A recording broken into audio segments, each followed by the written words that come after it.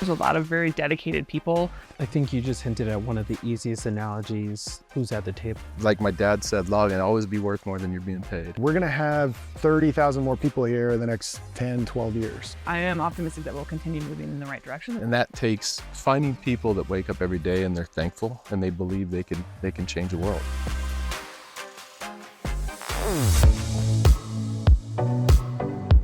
I'm Brian Ladd, and I'm joined here by Matt Muchna. Muchna. We got it. Okay. Yeah. It's harder than it looks. Okay. Well, thank you. You're the leader of Envision Bend, and this is an organization that I've wanted to highlight for a long time. I think what you do in the community is quite important, and it's morphed over time. I previously knew it as Bend 2030. Yeah.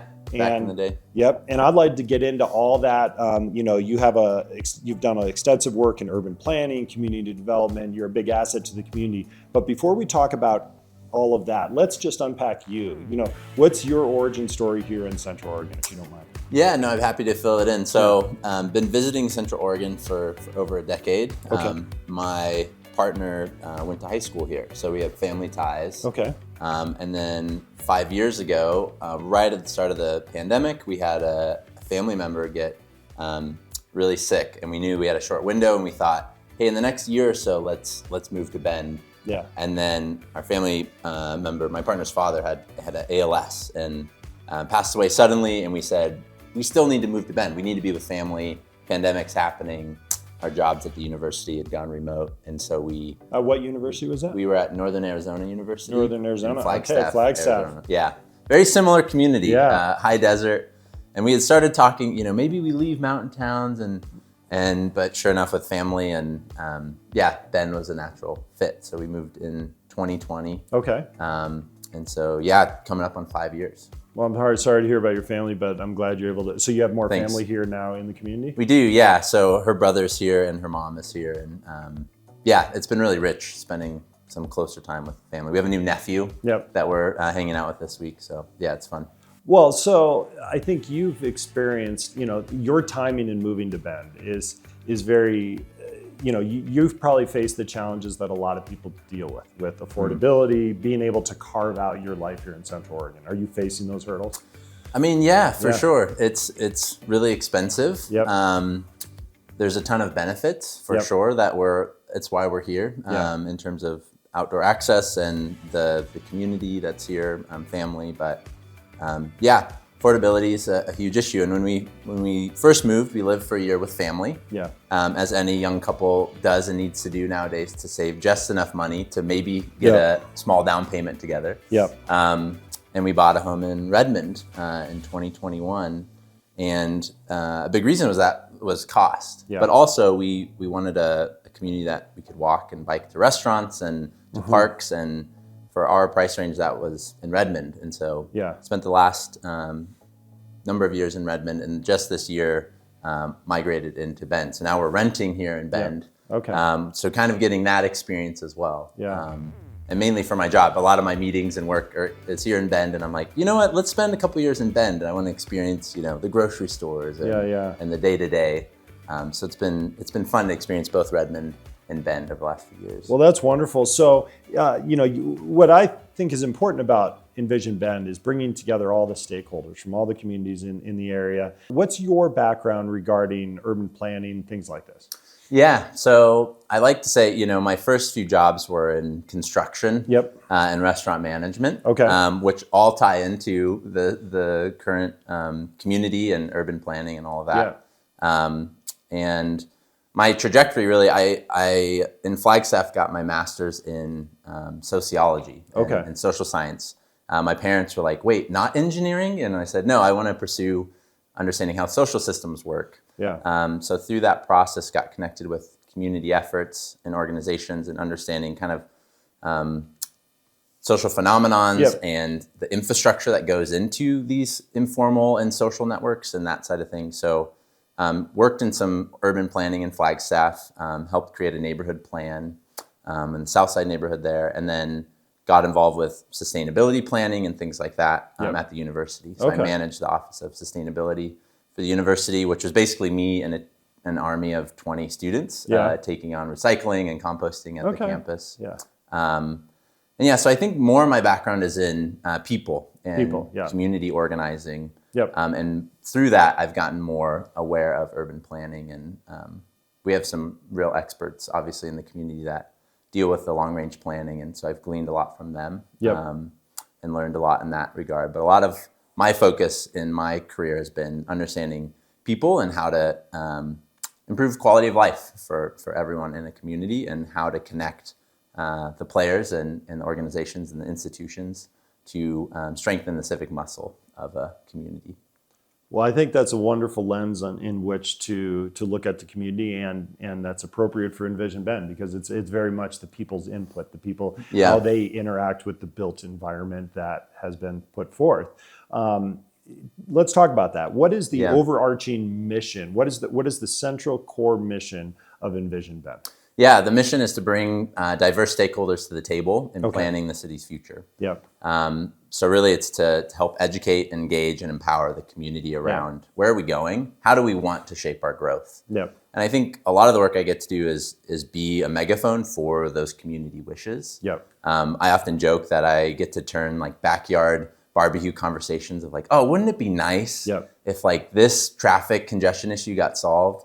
Well, with enough people saying that, we can package that and bring that to our officials and help be that platform and megaphone to say, hey, we've got some feedback that you need to hear, and we have the ear and connection with a lot of the city and county and big institutions in town to help be that channel of this is what the community wants and needs for us to be the most successful in the next 5+ years. And a lot of that's already being done. I mean, housing, transportation, public safety, teachers, healthcare, we have some great leaders in our community with eyes on it. I think the community input, though, is key, to continue to feed that and make sure that our officials are working for us and helping us actualize the community that we need. Yeah, no, I think that's important.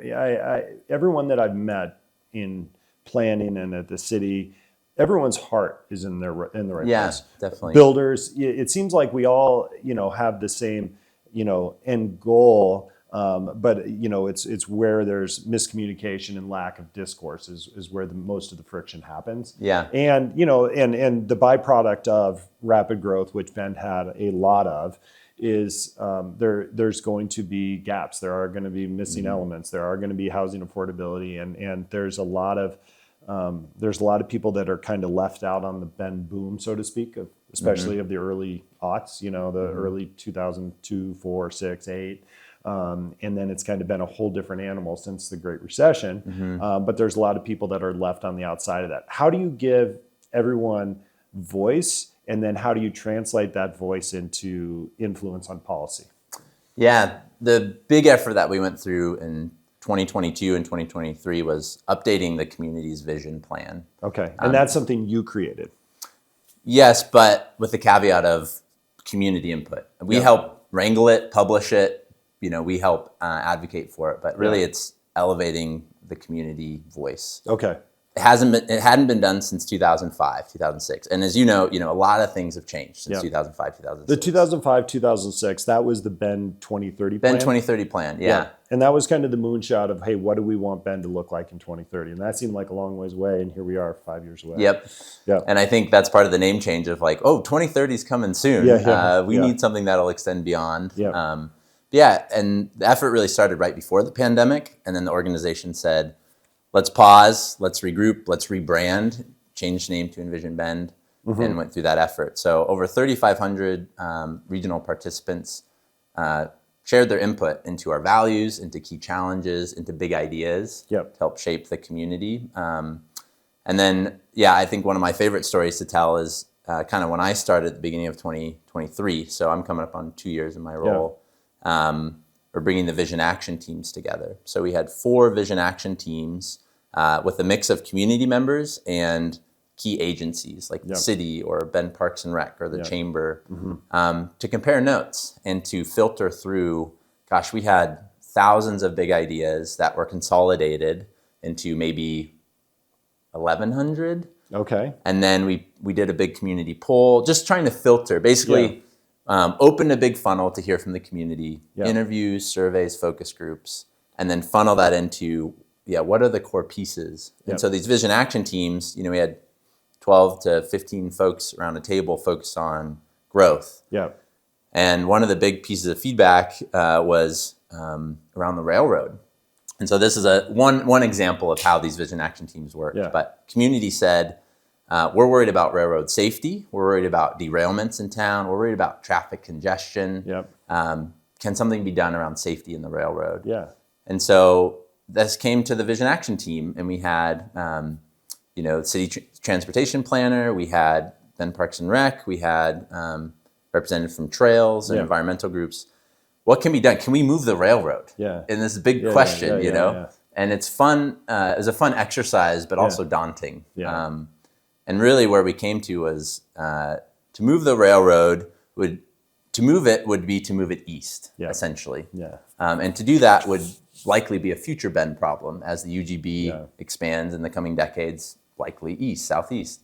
So what does it look like what would it look like to remove and relocate the switch yards outside of the core area of town? That was interesting. So the group started working, and the magic of those groups was, well, what about this? And we had an expert there to say, well, that's never going to work. Yeah. Or let's think about this. And it really refined these 28 vision strategies that we have in the plan to these places that they're still really high level, but there's an element of, it's a seed of an idea. It's a community wish, and a lot of what we get to do is plant those seeds and ask our officials to ask with us, what's possible. Yep. And I use the railroad. It's probably one of the more provocative examples. It's one of the bigger lifts. To get BNSF and Warren Buffett to help do that would be great. So if you're watching this, please help us. This does not have that reach. Yet.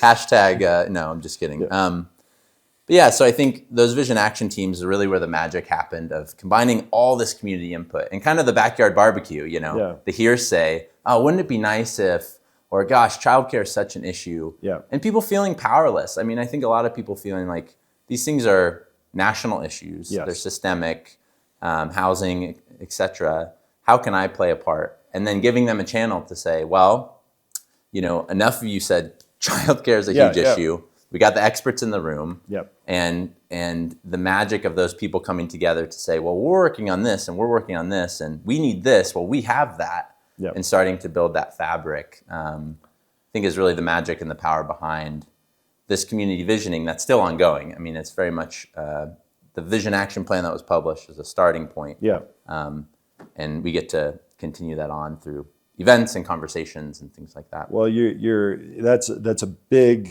audacious goal to have that many conversations about that many subjects. It's huge. Are there a few things that kind of boil down to the most kind of tangible things that you feel that you were able to help kind of put up some guardrails or redirect some of the planning with? Yeah, totally. There's a number of examples recently this last year. So the plan's been published for 1 year. Yeah. One I'll point to is the Drake Park to Juniper Park pedestrian corridor. Okay. Yeah. Drake to Juniper is the shorthand that we use. Okay. It's in the plan. Basically, a lot of the community ideas were, can we close streets to cars downtown? Yeah. A lot of the city planners were like, that's going to be really tough, and we got to bring in the business association to talk about that. And then connectivity from East-West Bend was a huge concern and issue. So with the Hawthorne Bridge, the vision group said, this can't be a bridge to nowhere. Yeah. And so the Drake to Juniper pedestrian corridor is this vision of walking and biking, pushing a stroller from Drake Park to Juniper, safely shopping along the way, getting coffee. How cool. It'd be great. And I see it. In the next 5 years, it's going to happen. Yeah. But our role is to make sure that it can get there. Yeah. So part of the success was solidifying that idea in the vision plan, bringing that to the city planners. And they said, well, gosh, we just got this grant to do a People Street study in Bend. What does a People Street look like in Bend? Yeah. And defining some of those standards. Yeah. And they said, Drake to Juniper, that's our case study. Let's use that. Let's get some data around it. What's possible? What are some potential ways that could work? And they're gathering data around it. And so it's getting momentum and some clarity from this big vision of a big pedway, without much creativity. It's just like a human highway, but they're able to, nuance, okay, well, here we could build this greenway, or connect the pieces. And so, yeah, I think elevating those community wishes to a place where they're getting activated is something that we get to do and love to do. Some social innovation to, let's break some molds and strive for what's possible. I often feel like, Brian, and maybe you feel this way hosting the show, but a part of my job is to be like a part-time motivational speaker. Yep. Where it's like, we can do it. Yeah. We've done it in the past. Yep. It's super complex.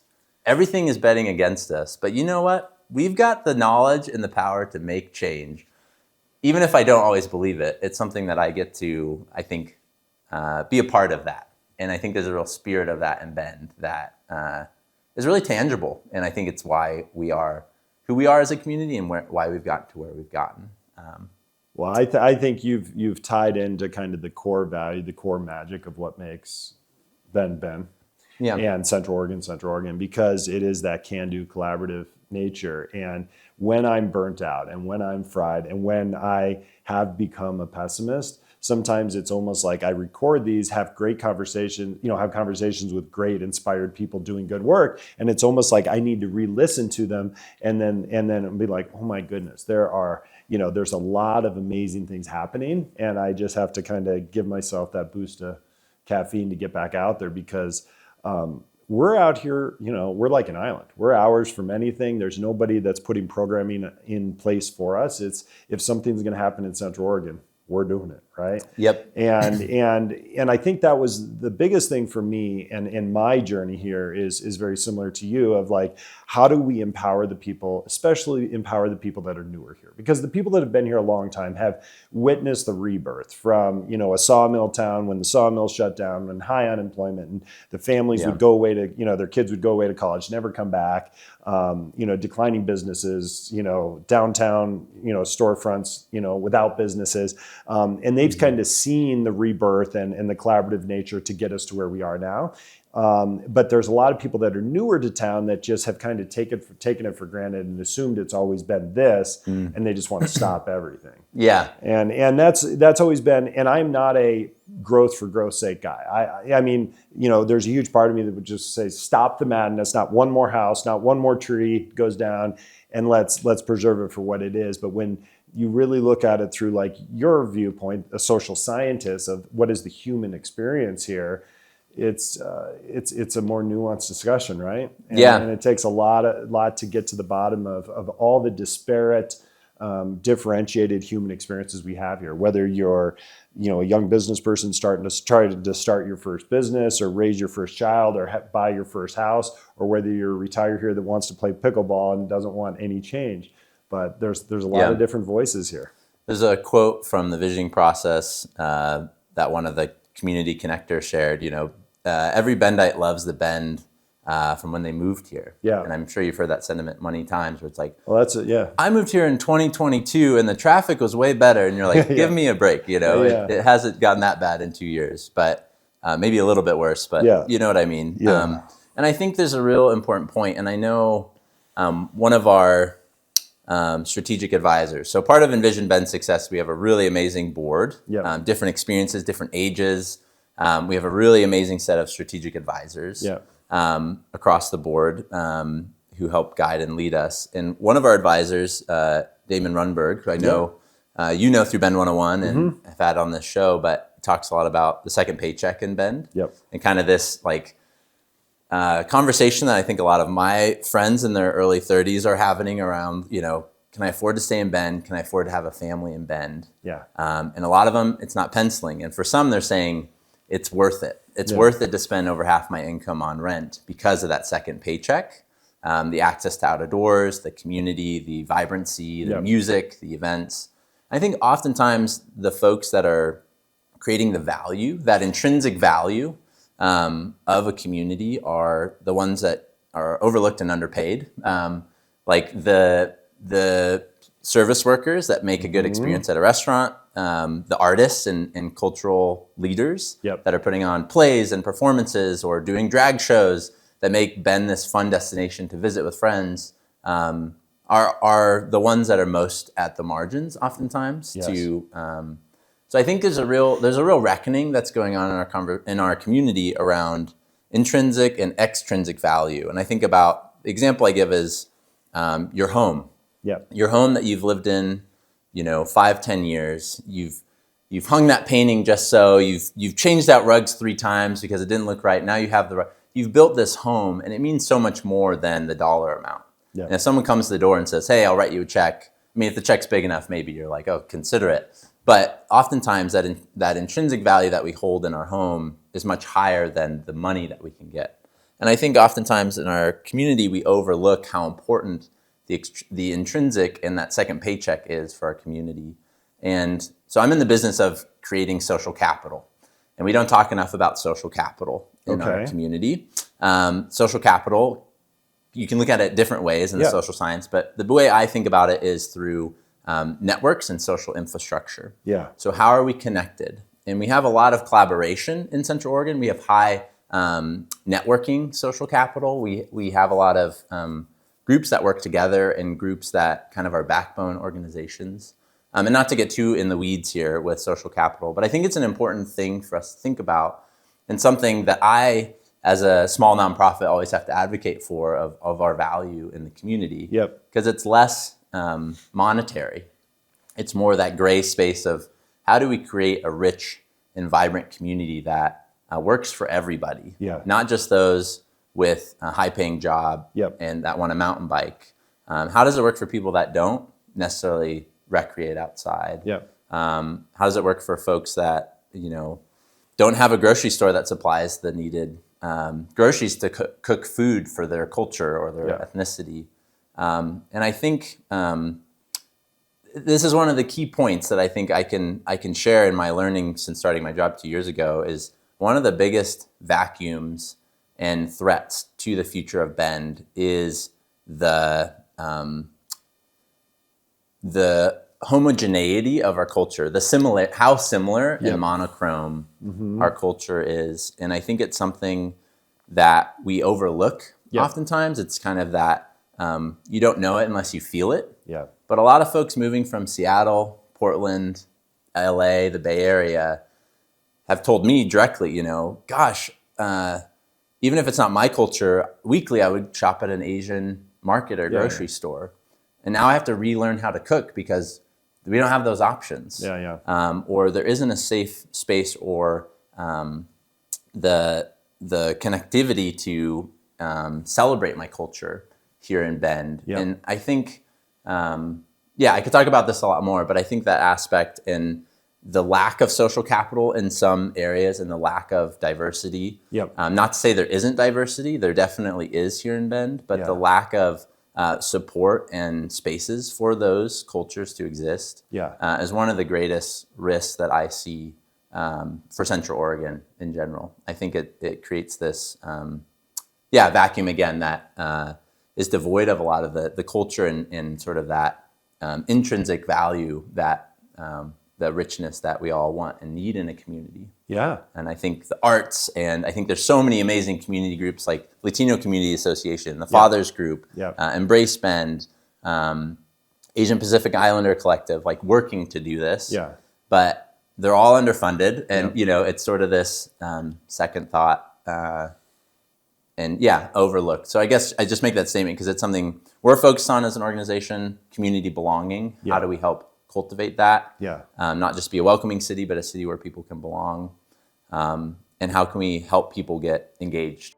Brian Ladd here. I hope you're enjoying the conversation and find this dialogue relevant to really what it means to live and work and play in this amazing community. As Bend's leading real estate team, we take our role seriously in representing both buyers and sellers at the absolute highest standards of our industry. For more information on how we can help, feel free to visit our website at bendpropertysource.com or text LADD1, LADD1 to 88,000. Well, thank you for diving a little deeper into kind of defining what social capital is. It's something that I've danced around before and had trouble defining exactly what it is, of why it's so important that everyone has, access to the life experience that's comfortable and approachable for them. Because I think a lot of people approach our community through a very myopic, very narrow vision. And if it fits for them, man, it fits. But what we don't understand is that it doesn't fit for a lot of people, and there's a lot of people that are barely hanging on. And I think that empathy and compassion generally grows over time when people realize, what the alternate life experiences are here. If you kind of scratch beneath the veneer of the REI catalog bend and you get a little deeper, you start understanding the real issues that we're facing. I also feel that that's one of the things that makes BendBeat. We're having these conversations. Yeah. There's a lot of communities that aren't doing the hard work. I just read a horrible article yesterday about Whitefish, Montana, and they're basically making, homelessness illegal, and they're just saying you've got to hide in the bushes because if you're public, we're arresting you. And I know all these issues are fraught with all sorts of issues, but we care here, and everyone's fighting the good fight. I guess that's that gives me encouragement and hope for the future. Yeah. Where do you stand on that? I mean, are we moving in the right direction, or is it insurmountable? I mean, nothing is insurmountable. Yeah. It's really, really challenging and complex. Yeah. When you think about the history of Oregon, yeah, and the history of, I'll say de facto segregation, even though it wasn't in law. Like sundown laws weren't necessarily in place in Bend, but they were in Oregon. Yeah. And this culture that has been fostered over the last century or two since European settlers came out west. It creates this ecosystem, and I like ecosystem more than pipeline because I think it shows that all pipelines have leaks. But there's this like ecosystem of trying to keep Oregon and Bend very white. Yeah. And so it's a really hard thing to pull apart. And I talking with the folks at Visit Bend, they're a huge marketing arm to what we do, and they've got their finger on the pulse in terms of let's represent not only who's recreating in Bend, but who we want to be recreating in Bend, and who can be recreating in Bend, and help break some of those norms around what it looks like to be a Bendite. And I agree, and I appreciate many community leaders and folks are willing to have this harder conversation. It's uncomfortable, but it's, I think, one of the more important things that we can talk about as a community. So I've been encouraged by that. And I think there's a lot of potential.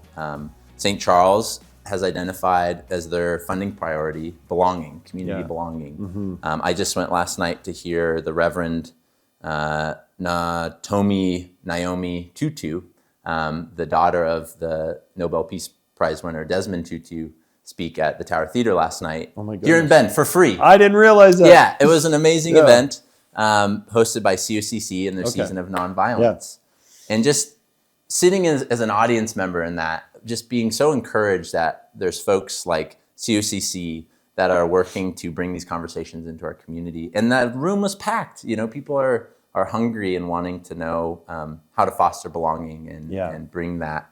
Our hearts are there. I think we just have an element of needing to do some more learning and education and helping elevate the stories to help broaden those perspectives. But I could talk a lot about this. It's really important stuff. I mean, you just talked about learning and education as kind of the salve, the way for people to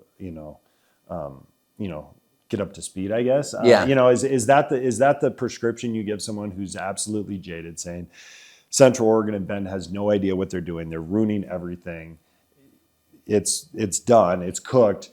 How do you approach that conversation?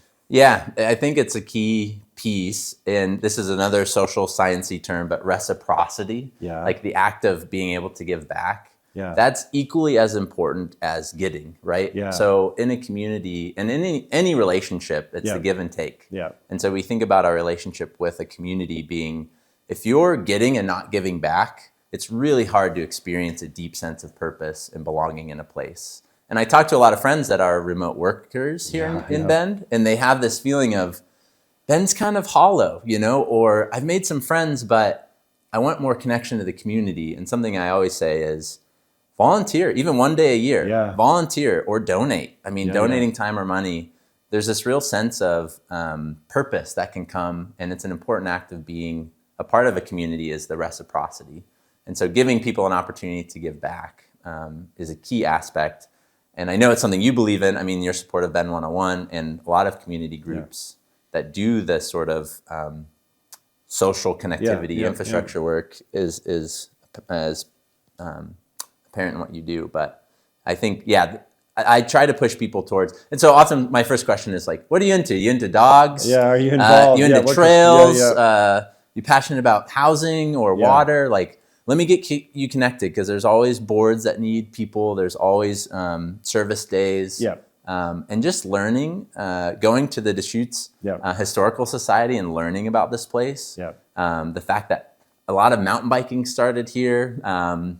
The fact that this was a big trading ground for many indigenous tribes. Like, learning some of those pieces, you start walking down Wall Street thinking, gosh, in the last 200 years, 300 years, how much has this place changed? And it makes the place come alive, I guess is what I'm trying to say. History and giving back.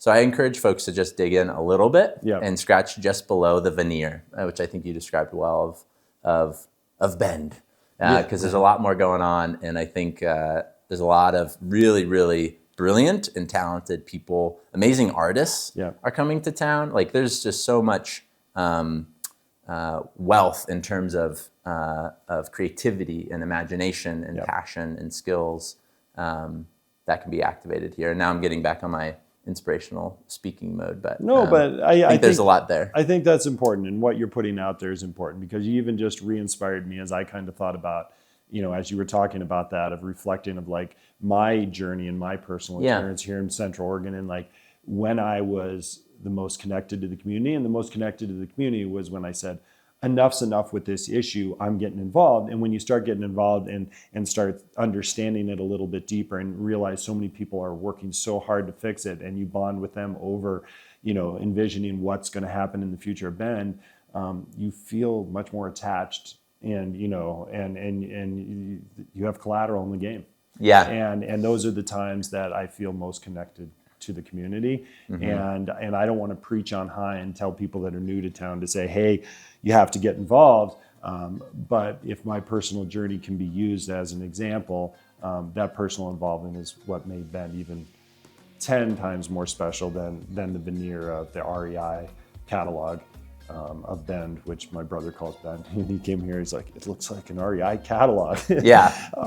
But I think that once you can get past that and get involved into the real issues, I think that's where the real magic lies. And people like you that are on the front lines doing it, that are newer to our community, that are this passionate about it, gives me hope that there's going to be people carrying this torch going forward, and continuing to educate and create opportunity for those that are newer to the community to have their voice heard or to get involved. And I would push back. I think Bend is setting the standard for REI catalogs, right? Like, we do it our own way, and we have for a long time. There is that kind of, whether it's in outdoor recreation, like sport climbing or mountain biking or snowboarding, like kind of these rebellious streaks that created whole industries. A lot of it started here in Bend. And I think, so for me with Envision Bend, the opportunity I get to help strengthen our civic muscle. So we have this big charge with the vision plan. And really what I get to do is say, okay, where are the gaps? We have a lot of great programming and organizations, but there's also some gaps. How can we help people get engaged? And oftentimes I feel like I'm that outer layer of people saying, I'm new to town, or I've been here a couple of years and I want to get plugged in. To kind of help people get into that next layer of engagement of, I don't want to just be here and live here. I want to be a part of things. And I think there's ample opportunity and need to do that. So get involved. I think it's one of the best ways that you can start to experience what's going on, and you'll meet some amazing people, especially here in Bend. Good deal. Well, unless there's something else you want to talk about, I just want to close with thanking you for coming and sharing your message. I'm grateful that people like you, of your skill set and passion, are involved in helping lead where Bend in Central Oregon is going. And it's given me a point of reflection to go back and kind of double down on some points of engagement as well. I think the last thing I'll end with, because I usually try to lead with this, of just saying there's so much more than just me, Matt Muchna, doing this work. Like Envision Bend. I mean, Laura Fritz, the previous ED, did so much work. Our board of directors is like, a lot of them have scars from carrying the tabling tent around to get all the input and feedback. And I think I get to be this channel and observe everything that's going on, but it's really a community effort. And it wouldn't happen unless the community was engaged. And so just, I think, represents where our community is at. And I get to experience that. So it's a lot of fun. It's no small charge, but I every day get to wake up and do something I love and help people get more connected and involved. So